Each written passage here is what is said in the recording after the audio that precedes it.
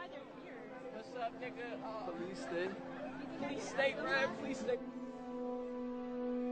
4th of July. Here's our video. M16s.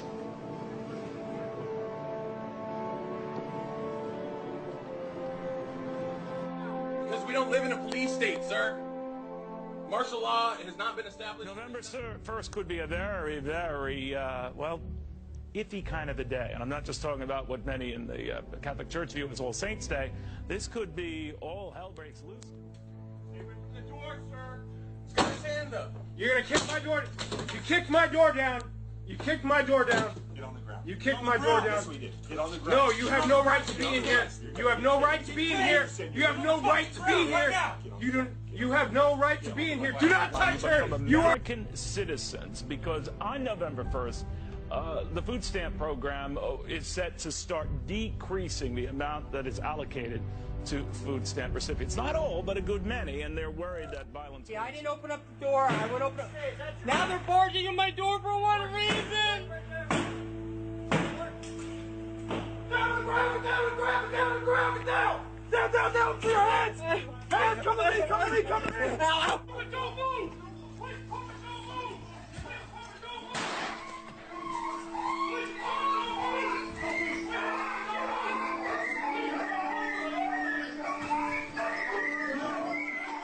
Story headline: Chase Bank limits cash withdrawals, bans international wire transfers. We'll see martial law take effect across the country. And more importantly, will people just accept it entirely out of fear?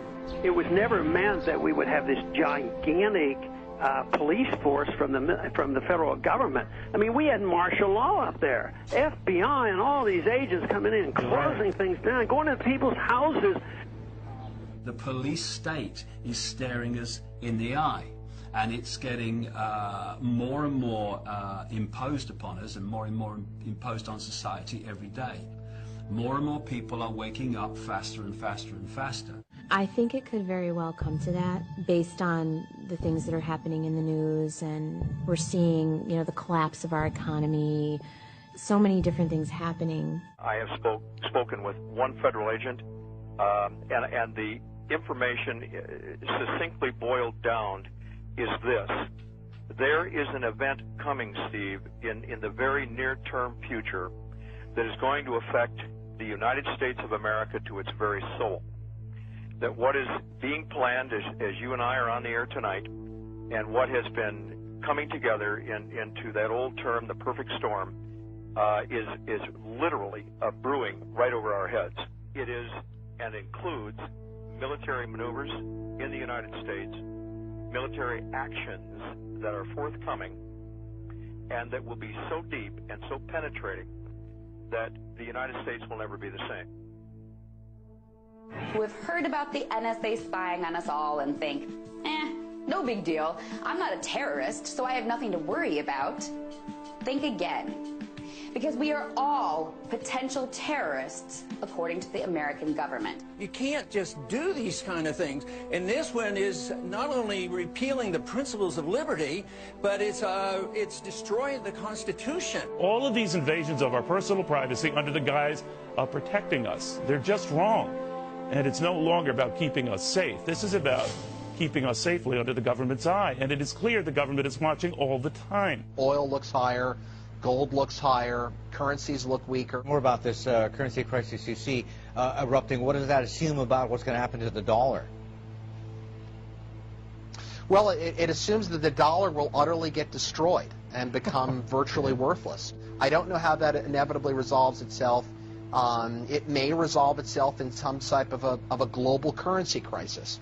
And then if the global currency crisis unfolds, then inevitably you get I guess an alignment under a global world government, a new global currency, and a new world order.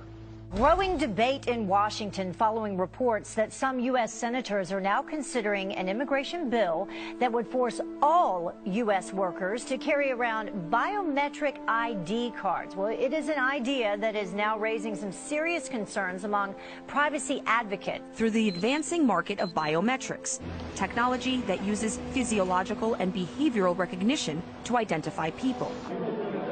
A system touted as a national security necessity is being used to build a database where the biometric identity of millions of Americans will be gathered and stored.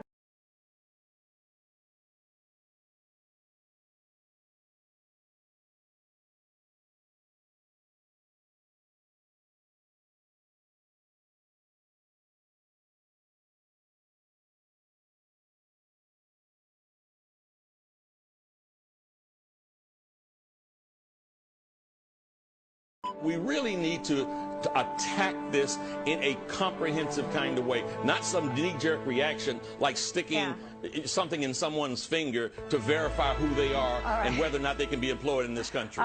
The U.S. Department of Homeland Security has been buying up massive amounts of ammunition. Americans are wondering why. Do you think this is a sign that they're preparing for some sort of mass civil unrest? If you look at what the Department of Homeland Security has been purchasing over the last year, it comes out to like 1.6 billion rounds of ammunition, more than 7,000 fully automatic assault weapons, 2,700 MRAP type vehicles, and now drones. Those are instruments of war. Department of Homeland Security's, who are they going to fight a war against? So again, this is just changing the culture, bringing all of this in.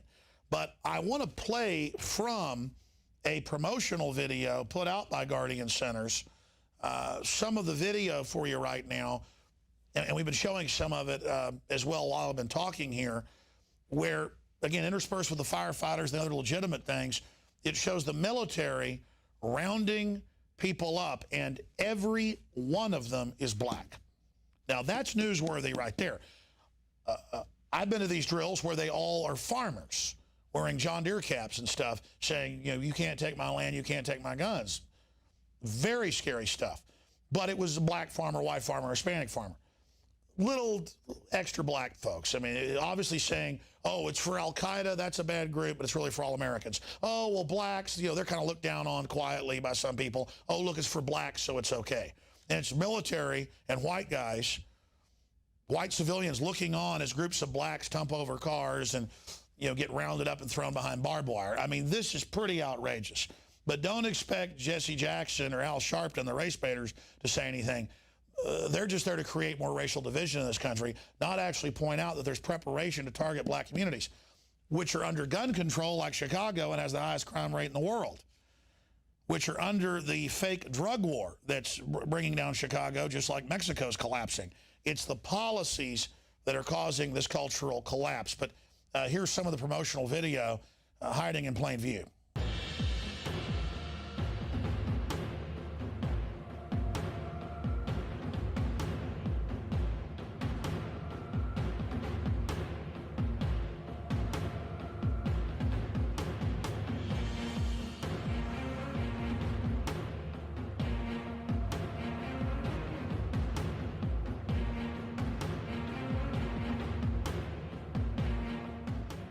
Let me show you just a few more articles that will give you a larger picture as we connect the dots here. And then we're going to go to Staff Sergeant retired Joe Biggs to specifically analyze some of this video that shows regular Army engaging in civilian suppression, basically. No other way to describe it.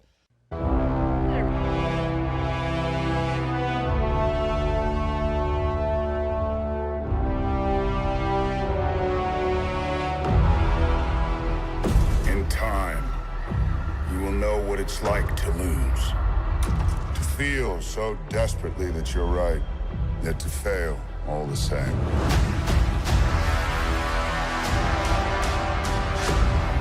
Dread it. Run from it. Destiny still arrives.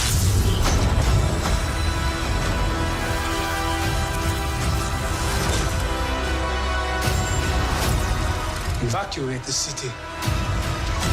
Engage all defenses. And get this man a shield.